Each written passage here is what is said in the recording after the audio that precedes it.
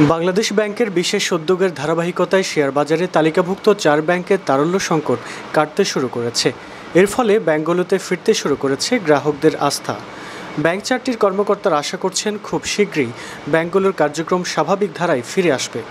ব্যাংকগুলো হলো সোশ্যাল ইসলামী bank, SIBL, first security ইসলামী bank, national bank ও global ইসলামী bank.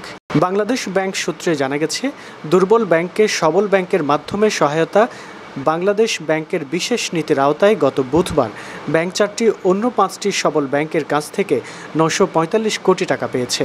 Bank চারটির মধ্যে social ইসলামী bank পেয়েছে 350 কোটি টাকা, ফার্স্ট সিকিউরিটি ইসলামী ব্যাংক 300 কোটি টাকা, ন্যাশনাল ব্যাংক 270 কোটি টাকা এবং গ্লোবাল ইসলামী ব্যাংক 25 কোটি টাকা।